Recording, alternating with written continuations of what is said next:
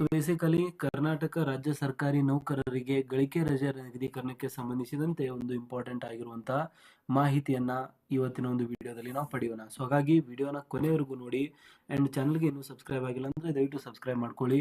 ಸರ್ಕಾರಿ ನೌಕರರು ಮತ್ತು ಪಿಂಚಣಿದಾರರಿಗೆ ಉಪಯುಕ್ತವಾಗಿರುವಂತಹ ಮಾಹಿತಿಯನ್ನ ನಾವು ಡೇ ಟು ಡೇ ಕೊಡ್ತಾ ಇರ್ತೇವೆ. ಸೊ ನಮ್ಗೆಲ್ಲರೂ ಕೂಡ ಗೊತ್ತಿರೋ ಹಾಗೆ EL ಎನ್ಕ್ಯಾಶ್ಮೆಂಟ್ ಒಂದು ತುಂಬಾನೇ ಇಂಪಾರ್ಟೆಂಟ್ ಆಗಿರುವಂತಹ ಒಂದು ಕಾಂಪೋನೆಂಟ್ ಇರುತ್ತೆ ಸರ್ಕಾರಿ ನೌಕರರು ಒಂದು ಸ್ಯಾಲರಿಯ ಒಂದು ರಿಟೈರ್ಮೆಂಟ್ ನ ಟೈಮ್ ಅಲ್ಲಿ.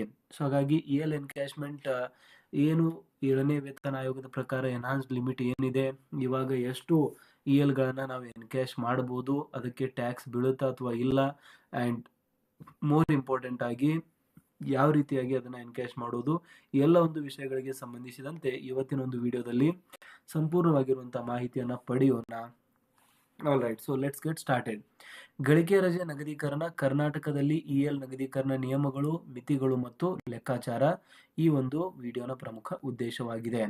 ಸೊ ಮೊಟ್ಟ ಮೊದಲನೇದಾಗಿ ನಿಯಮಗಳ ಒಂದು ಅವಲೋಕನವನ್ನ ನಾವು ಮಾಡೋದಾದ್ರೆ, ಒಂದು ಗಳಿಕೆ ರಜೆ ಅರ್ನ್ಡ್ ಲೀವ್ ನಿಗದೀಕರಣ ಮೂಲಭೂತ ಅಂಶಗಳ ಹಾಗೂ ಕಾನೂನಿನ ಚೌಕಟ್ಟು ಯಾವ ರೀತಿಯಾಗಿದೆ ಅಂದ್ರೆ, ಸರ್ಕಾರಿ ನೌಕರರು ಮತ್ತು ಖಾಸಗಿ ವಲಯದಲ್ಲಿ ಎಲ್ಲರೂ ಕೂಡ ಇದು ಅಪ್ಲೈ ಆಗುತ್ತೆ. ಸೊ ಇಲ್ಲಿ ಮೊಟ್ಟ ಮೊದಲನೇದಾಗಿ ನಾವು ಡಿಸ್ಕಸ್ ಮಾಡ್ತಾ ಇರುವಂತದ್ದು ಸರ್ಕಾರಿ ನೌಕರರ ಒಂದು ವಲಯಕ್ಕೆ ಸಂಬಂಧಿಸಿದಂತೆ. ಓಕೆ, ಸೊ ಇದಾದ್ಮೇಲೆ ಇಲ್ಲಿ ಹೇಳ್ತಾರೆ ಸರ್ಕಾರಿ ನೌಕರರಿಗಾಗಿ ಯಾವ ರೀತಿಯಾಗಿದೆ ಅಂದ್ರೆ, ಸರ್ಕಾರಿ ನೌಕರರು ಬೇಸಿಕಲಿ ಈ ಒಂದು ಪಾಯಿಂಟ್ ಇಲ್ಲಿ ಎಕ್ಸ್ಪ್ಲೇನ್ ಮಾಡ್ತಾ ಇರುವಂತದ್ದು, ಸರ್ಕಾರಿ ನೌಕರರು ಗರಿಷ್ಠ 300 ದಿನಗಳವರೆಗೆ ಗಳಿಕೆ ರಜೆಯನ್ನ ಅರ್ನ್ಡ್ ಲೀವ್ ಕೂಡಿ ಇಡಬಹುದು. ನಿವೃತ್ತಿಯ ಸಂದರ್ಭದಲ್ಲಿ ಈ ರಜೆಯ ಸಂಪೂರ್ಣ ನಗದೀಕರಣವನ್ನ ಪಡೆಯಲು ಅವಕಾಶ ಇದೆ. ಖಾಸಗಿ ನೌಕರರಿಗೆ ಯಾವ ರೀತಿಯಾಗಿದೆ ಇದರ ಒಂದು ರೂಲ್ ಅಂದ್ರೆ, ಕರ್ನಾಟಕ ಅಂಗಡಿ ಮತ್ತು ವಾಣಿಜ್ಯ ಸಂಸ್ಥೆಗಳ ಕಾಯ್ದೆಯ ತಿದ್ದುಪಡಿ ಪ್ರಕಾರ ಖಾಸಗಿ ವಲಯದ ನೌಕರರು ಗರಿಷ್ಠ 45 ದಿನಗಳವರೆಗೆ ವಾರ್ಷಿಕ ರಜೆಯನ್ನ ಮುಂದೂಡಬಹುದು, ದಟ್ ಈಸ್ ಕ್ಯಾರಿ ಫಾರ್ವರ್ಡ್ ಮಾಡಬಹುದು ಅಂತ. ಸೊ ಇದು ಖಾಸಗಿ ನೌಕರರಿಗೆ ಇರುವಂತಹ ಒಂದು ನಿಯಮಾವಳಿಯಾಗಿದೆ.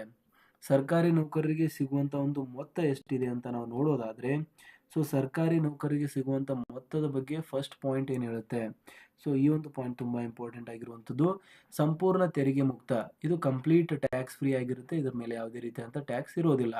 ಸರ್ಕಾರಿ ನೌಕರರಿಗೆ ರಜೆ ನಿಗದೀಕರಣದಿಂದ ಬರುವ ಮೊತ್ತವು ಸಂಪೂರ್ಣ ಆದಾಯ ತೆರಿಗೆಯಿಂದ ಮುಕ್ತವಾಗಿರುತ್ತದೆ. ಲೆಕ್ಕಾಚಾರದ ಆಧಾರ ಯಾವ ರೀತಿಯಾಗಿದೆ ಅಂದ್ರೆ, ನಗದೀಕರಣದ ಮೊತ್ತವನ್ನ ಲೆಕ್ಕ ಹಾಕುವಾಗ ನೌಕರರ ಕೊನೆಯ ಮೂಲ ವೇತನ ಬೇಸಿಕ್ ಪೇ ಮತ್ತು ತುಟ್ಟಿ ಭತ್ಯೆ DA ಅನ್ನ ಮಾತ್ರ ಪರಿಗಣನೆಗೆ ತೆಗೆದುಕೊಳ್ಳಲಾಗುತ್ತದೆ. ಸೊ ಇದರಲ್ಲಿ HRA, ಟ್ರಾವೆಲ್ ಅಲವೆನ್ಸಸ್ ಮತ್ತು ಉಳಿದಂತಹ ಒಂದು ಕಾಂಪೋನೆಂಟ್ಸ್ ಗಳನ್ನ ಗಣನೆಗೆ ತೆಗೆದುಕೊಳ್ಳಲಾಗುವುದಿಲ್ಲ. ಇದು ಎಲ್ಲರೂ ಕೂಡ ಗೊತ್ತಿರಬೇಕಾಗಿರುವಂತಹ ವಿಷಯ, ಇಂಪಾರ್ಟೆಂಟ್. ಗರಿಷ್ಠ ಲಾಭ ಏನಾಗುತ್ತೆ ಅಂದ್ರೆ, ನಿವೃತ್ತಿಯ ಸಮಯದಲ್ಲಿ ನೌಕರರು ಗರಿಷ್ಠ 300 ದಿನಗಳ ರಜೆಗೆ ಸಮಾನವಾದ ಬೃಹತ್ ಮೊತ್ತವನ್ನ ಪಡೆಯಲು ಅರ್ಹರಾಗಿರುತ್ತಾರೆ. ಸೊ ಇದು ಗರಿಷ್ಠ ಆಗಿರುವಂತಹ ಒಂದು ಲಾಭ, ಇದು ಅರ್ನ್ಡ್ ಲೀವ್ ದಿಂದ ಪಡೆಯಬೇಕಾಗಿರುವಂತಹ ಒಂದು ಲಾಭ ಆಗಿದೆ. ಸೊ ತೆರಿಗೆ ವಿನಾಯಿತಿಯ ಬಗ್ಗೆ ಇನ್ನೊಂದಿಷ್ಟು ನಾವು ಮಾಹಿತಿಯನ್ನ ನಾವು ಇಲ್ಲಿ ಪಡೆಯೋದಾದ್ರೆ, ಖಾಸಗಿ ನೌಕರರಿಗೆ ತೆರಿಗೆ ವಿನಾಯಿತಿ ಯಾವ ರೀತಿಯಾಗಿದೆ ಅಂದ್ರೆ, 25 ಲಕ್ಷದವರೆಗೆ ತೆರಿಗೆ ಒಂದು ಗರಿಷ್ಠ ಮಿತಿ ಇದೆ. ಸೊ ಹೊಸ ತೆರಿಗೆ ನಿಯಮಾವಳಿ ಪ್ರಕಾರ 2023ರ ಹಣಕಾಸು ಬಜೆಟ್ನ ಅನ್ವಯ ಆದಾಯ ತೆರಿಗೆ ಕಾಯ್ದೆಯ ಸೆಕ್ಷನ್ 10AA ಅಡಿಯಲ್ಲಿ ಖಾಸಗಿ ನೌಕರರಿಗೆ ರಜೆ ನಿಗದೀಕರಣ ಮೇಲೆ ಗರಿಷ್ಠ ತೆರಿಗೆ ವಿನಾಯಿತಿ ಮಿತಿಯನ್ನ 3 ಲಕ್ಷದಿಂದ 25 ಲಕ್ಷಕ್ಕೆ ಹೆಚ್ಚಿಸಲಾಗಿದೆ. ಈ ಮಿತಿಗಿಂತ ಹೆಚ್ಚಿನ ಯಾವುದೇ ನಿಗದೀಕರಣ ಮೊತ್ತವು ತೆರಿಗೆಗೆ ಒಳಪಡುತ್ತದೆ ಅಂತ ಕ್ಲಿಯರ್ ಆಗಿ ಇಲ್ಲಿ ಹೇಳಲಾಗಿದೆ. ಸೊ ಪ್ರಮುಖ ನಿಬಂಧನೆಗಳ ಬಗ್ಗೆ ಇಲ್ಲಿ ನಾವು ಮಾತನಾಡುವುದಾದ್ರೆ, ಪ್ರಮುಖ ನಿಬಂಧನೆಗಳು ಏನಿದೆ ಅಂದ್ರೆ, ಅರ್ಹರ ರಜೆ, ಸೊ ಬೇಸಿಕಲಿ ಕೇವಲ ಗಳಿಕೆ ರಜೆಯನ್ನ ಅರ್ನ್ಡ್ ಲೀವ್ ಮಾತ್ರ ನಿಗದಿಪಡಿಸಬಹುದು. ಕ್ಯಾಶುವಲ್ ಲೀವ್ CL ಅಥವಾ ಅನಾರೋಗ್ಯ ರಜೆ ಸಿಕ್ ಲೀವ್ ನಿಗದೀಕರಿಸಲು ಸಾಧ್ಯವಿಲ್ಲ. ಸೊ ಇದು ಇಂಪಾರ್ಟೆಂಟ್ ಆಗಿರುವಂತಹ ಪಾಯಿಂಟ್. ವೇತನದ ಅಂಶಗಳು, ಲೆಕ್ಕಾಚಾರದಲ್ಲಿ ಒಟ್ಟು ವೇತನದ ಗ್ರಾಸ್ ಸ್ಯಾಲರಿ ಬದಲಾಗಿ ಕೇವಲ ಮೂಲ ವೇತನ ಬೇಸಿಕ್ ಮತ್ತು ತುಟ್ಟಿ ಭತ್ಯೆ ಮಾತ್ರ ಸೇರಿರುತ್ತದೆ. ಸೊ ಇದು ಎರಡನೇ ಒಂದು ಪಾಯಿಂಟ್. ವೇತನದ ಅಂಶಗಳಲ್ಲಿ ಮೂಲ ವೇತನ ಪ್ಲಸ್ DA ನ ಮಾತ್ರ ಪರಿಗಣನೆಗೆ ತೆಗೆದುಕೊಳ್ಳಲಾಗುತ್ತದೆ, ಉಳಿದಂತ ಪಾಯಿಂಟ್ಸ್ ಗಳನ್ನ ಇಲ್ಲ. ಮಧ್ಯಂತರ ನಿಗದೀಕರಣ, ಉದ್ಯೋಗದಲ್ಲಿರುವಾಗ ಅಥವಾ ರಾಜೀನಾಮೆ ಅಥವಾ ನಿವೃತ್ತಿ ಹೊರತಾಗಿ ರಜೆ ನಿಗದೀಕರಿಸಿದರೆ ಆ ಮೊತ್ತ ಸಂಪೂರ್ಣವಾಗಿ ತೆರಿಗೆಗೆ ಒಳಪಟ್ಟಿರುತ್ತದೆ. ಸೊ ಅಂದ್ರೆ ಮಧ್ಯಂತರ ನಿಗದೀಕರಣ ಅಂದ್ರೆ ಮಿಡಲ್ ಅಲ್ಲಿ ಉದ್ಯೋಗದಲ್ಲಿರುವಾಗಲೇ ರಾಜೀನಾಮೆ ಅಥವಾ ನಿವೃತ್ತಿ ಹೊರತಾಗಿ ರಜೆ ನಿಗದೀಕರಿಸಿದರೆ ಆ ಮೊತ್ತ ಸಂಪೂರ್ಣವಾಗಿ ತೆರಿಗೆಗೆ ಒಳಪಡುತ್ತದೆ ಅಂತ ಇಲ್ಲಿ ಹೇಳಲಾಗ್ತಾ ಇದೆ. ಸೊ ಇದಾದ್ಮೇಲೆ ನೆಕ್ಸ್ಟ್ ಪಾಯಿಂಟ್ ಬಂದ್ಬಿಟ್ಟು ಕಾನೂನು ಹಕ್ಕು. ವಜಾಗೊಂಡ ನೌಕರರಿಗೂ ಆರ್ಟಿಕಲ್ 300A ಅಡಿಯಲ್ಲಿ ರಜೆ ನಿಗದಿಕರಿಸುವ ಹಕ್ಕಿದೆ ಎಂದು ಕರ್ನಾಟಕ ಹೈಕೋರ್ಟ್ ಸ್ಪಷ್ಟಪಡಿಸಿದೆ. ಸೊ ಯಾವುದೇ ಒಂದು ಕಾರಣಗಳಿಂದ ಸರ್ಕಾರಿ ನೌಕರ ಅನರ್ಹಗೊಂಡು ವಜಾ ಆಗಿದ್ದರೆ ಅವರಿಗೂ ಕೂಡ ಸೆಕ್ಷನ್ 300A ಅಡಿಯಲ್ಲಿ ರಜೆಯನ್ನ ನಿಗದೀಕರಣ ಮಾಡುವ ಹಕ್ಕಿದೆ ಅಂತ ಇಲ್ಲಿ ಕಂಪ್ಲೀಟ್ ಆಗಿರುವಂತಹ ಒಂದು ಪಾಯಿಂಟ್ ಇರುವಂತದ್ದು. ಸೊ ಲೆಕ್ಕಾಚಾರವನ್ನ ಯಾವ ರೀತಿಯಾಗಿ ಹಾಕಲಾಗುತ್ತದೆ ಅಂತ ನಾವು ನೋಡೋದಾದ್ರೆ ಫರ್ದರ್, ಸೊ ಲೆಕ್ಕಾಚಾರ ಬಂದ್ಬಿಟ್ಟು ಖಾಸಗಿ ಮತ್ತು ಸರ್ಕಾರಿ ಸಂಸ್ಥೆಗಳಲ್ಲಿ ಗಳಿಕೆ ರಜೆ ನಿಗದೀಕರಣ ಮೊತ್ತವನ್ನ ಲೆಕ್ಕ ಹಾಕಲು ಬಳಸುವ ಪ್ರಾಮಾಣಿಕ ಒಂದು ಸೂತ್ರ ಸ್ಟ್ಯಾಂಡರ್ಡ್ ಫಾರ್ಮುಲಾ ಏನಿದೆ ಅಂದ್ರೆ encashment is equal to basic plus DA divided by 30 into EL days ಅಂತ ಕರಿತೀವಿ. ಕೆಲವು ಸರ್ಕಾರಿ ಲೆಕ್ಕಾಚಾರಗಳಲ್ಲಿ ತಿಂಗಳಿಗೆ 26 ದಿನಗಳ ಆಧಾರದ ಮೇಲೆಯೂ ಕೂಡ ಲೆಕ್ಕ ಹಾಕಲಾಗುತ್ತದೆ, ಆದರೆ 30 ದಿನಗಳು ಸಾಮಾನ್ಯವಾಗಿ ಬಳಸುವ ವಿಧಾನವಾಗಿದೆ.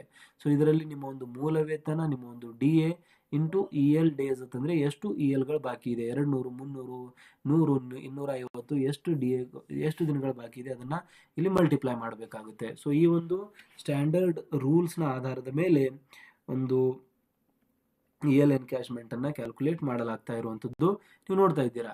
ತೆರಿಗೆ ವಿನಾಯಿತಿ ಹೋಲಿಕೆಯಲ್ಲಿ ನೀವು ಮಾಡಿದ್ರೆ ತೆರಿಗೆ ವಿನಾಯಿತಿ ಮಿತಿ ಇಲ್ಲದೆ 100% ವಿನಾಯಿತಿ ಗರಿಷ್ಠ 25 ಲಕ್ಷಗಳವರೆಗೆ ಮಾತ್ರ, ಅಂದ್ರೆ ಗರಿಷ್ಠ 25 ಲಕ್ಷಕ್ಕೆ ಒಳಪಡುವಂತೆ 100% ತೆರಿಗೆ ವಿನಾಯಿತಿಯನ್ನ ನೀಡಲಾಗ್ತಾ ಇದೆ. ಸರ್ಕಾರಿ ನೌಕರರು ರಜೆ ನಿಗದೀಕರಣದ ಮೇಲೆ ಸಂಪೂರ್ಣ ತೆರಿಗೆ ವಿನಾಯಿತಿ ಹೊಂದಿದ್ದಾರೆ, ಆದರೆ ಖಾಸಗಿ ನೌಕರರಿಗೆ ಈ ವಿನಾಯಿತಿಯು ಗರಿಷ್ಠ 25 ಲಕ್ಷ ರೂಪಾಯಿಗಳಿಗೆ ಮಾತ್ರ ಸೀಮಿತವಾಗಿದೆ, ಸೆಕ್ಷನ್ 10AA ಅನ್ವಯ.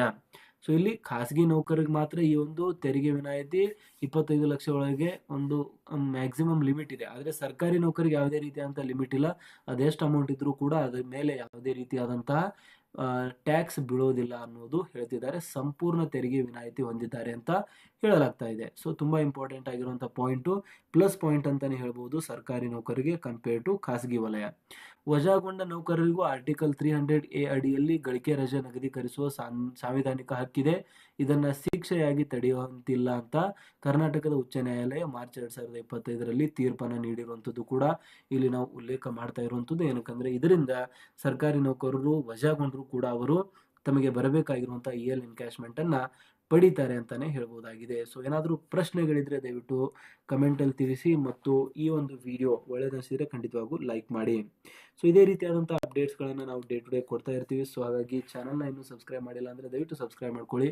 ಸರ್ಕಾರಿ ನೌಕರರು ಮತ್ತು ಪಿಂಚಣಿದಾರರಿಗೆ ಉಪಯುಕ್ತವಾಗಿರುವಂತಹ ಒಂದು ಮಾಹಿತಿಯನ್ನ ನಾವು ನೀಡಿದ್ದೇವೆ. ಸೊ ಇದರಲ್ಲಿ for example like basic pay ಆಗಿರ್ಬೋದು ಅಥವಾ ಒಂದು EL ಎನ್ಕ್ಯಾಶ್ಮೆಂಟ್ ಒಂದು ಲಿಮಿಟ್ ಏನಿದೆ ಅದು ಕಮ್ಮಿ ಜಾಸ್ತಿ ಆಗ್ತಾ ಇರುತ್ತೆ.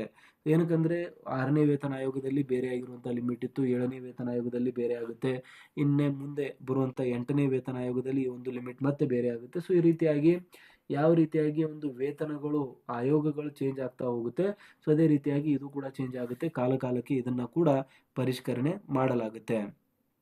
ಐ ಹೋಪ್ ನಿಮಗೆ ಇದರ ಒಂದು ಸಾರಾಂಶ ಮತ್ತು ಇದರ ಒಂದು ಕಂಪ್ಲೀಟ್ ಡೀಟೇಲ್ಸ್ ಅರ್ಥ ಆಗಿದೆ.